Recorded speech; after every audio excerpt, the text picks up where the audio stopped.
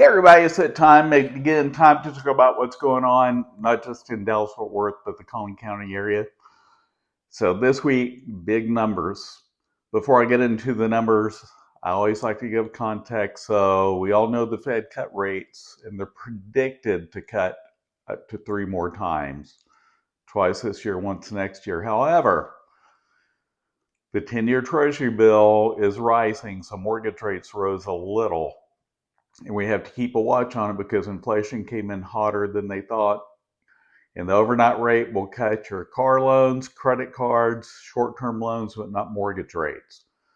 So the 10-year Treasury bill, if it keeps drifting up, we're going to see mortgage rates continue to drift up. They're still at lows, lower than they were about 11 or 12 months ago, but we need to keep a watch on it.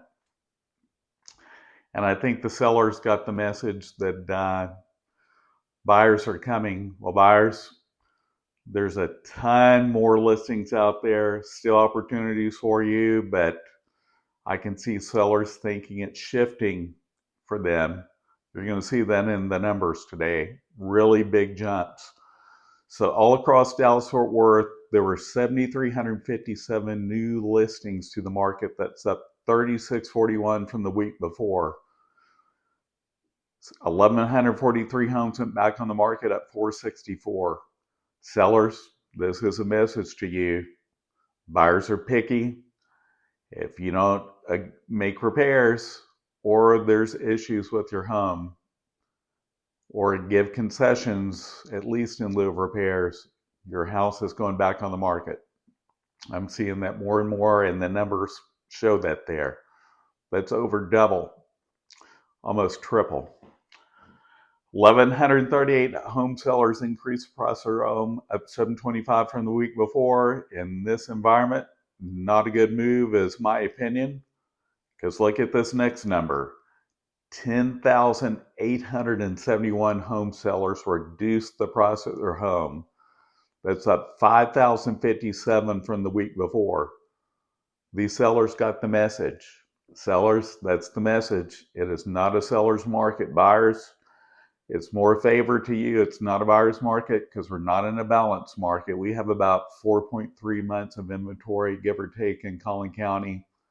Number of days on the market has been creeping up. We had a little flurry in activity when we first heard the rate drop was coming, and then I see it flatlined a little. So just keep that in mind. There were 1,496 homes that closed. That's down 75 from the week before. Look at this number, 43, or that went under contract, sorry. 4,318 homes closed. That's up 2,093 from the week before. Big rush probably because people are back from vacation after Labor Day. So now we're back into the norm season, as I call it. 830 homes expired. That's up 408, and this isn't even the first of the month. And look at this number, 2,697 sellers canceled. That's up 1,591 from the week before. So a lot of sellers are getting perclamped is the word I like to use. If you ever watch Saturday Night Live in the church lady, I like to throw in a little bit of humor. But sellers, don't get frustrated. The market is the market. The market is what sets the price of your home, not you and your agent. The agent gives you the data. The two of you make a decision together. However, listen to the agent. Look at the data. Look at the days on market data. Look at the back on market data. Look at how long it's taking from market list to close. One of my title reps was telling me it's 109 days a couple weeks ago. So, I don't know if this was all across DFW, but anyway, that's food for thought. So don't get frustrated. It's a great time to sell because when you buy as a seller, because most sellers are buyers, you're going to get a better deal on the home you're buying than you would if you wait till rates drop. If rates drop into the fives, we may see a mad rush and then we're back to the multiple offers over list price. Nobody wants to be in that environment. Sellers, no matter what you think, you don't want to be in that. was not fun during 2020 to about mid-2022. Don't want to see a repeat of that. Done with my rant now. So, in Collin County, there were 1,103 homes that were from being new to the market haven't been sold. That's up 34 from last week. In Collin, there are 440 homes new to the market or had price changes. 208 went under contract, 167 went pending, and 288 sold. Allen, 36 new homes at the market had a price change. 23 went under contract, 6 went pending, and 20 that sold. Lavon, 18 new homes to the market had a price change. 1 went under contract, 20 went pending, and 10 that sold. Parker, 1 new home hit the market had a price change. Nothing went under contract, 1 went pending, and 1 that sold. And by the way, I've been doing a series about sellers. I'm getting ready to do one about baby boomers and sellers, because out of 3 million transactions so far, about 1.5 million of those have been baby boomers. Downsizing, there's a lot of concern for baby boomers. And I'll be going all over those probably later this week. But I'm finishing up my general sellers series today. Hope you like my content. Feel free to like and subscribe too. Now, Fairview had 2 new homes hit the market, had a price change. 4 went under contract, nothing went pending, and 6 that sold. Now let's talk about the 3 largest cities in the Collin/Denton County area. Number 1 against this week from homes being new to the market have been sold is McKinney at 256. Plano, number 2 at 160. Frisco, number 3 at 150. Speaking of Plano, 54 new homes at the market had a price change. 53 went under contract, 11 went pending, and 42 that sold. Frisco, 62 new homes at the market had a price change. 38 went under contract, 7 went pending, and 43 that sold. McKinney, 90 new homes at the market had a price change. 51 under contract, 47 went pending, and 69 that sold.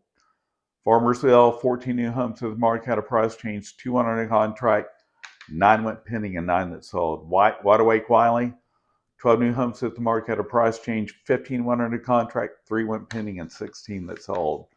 Princeton, always lots of activity. I'm not going to name the builder that's building these tiny homes out there, but they don't even have garages, and they're close to 160 grand. That's going to be a really crowded house. Don't know if there's on-street parking or not, but those are really tiny. They're less than 700 square feet. That's not going to help Princeton's infrastructure. Anyway, that you just need to know.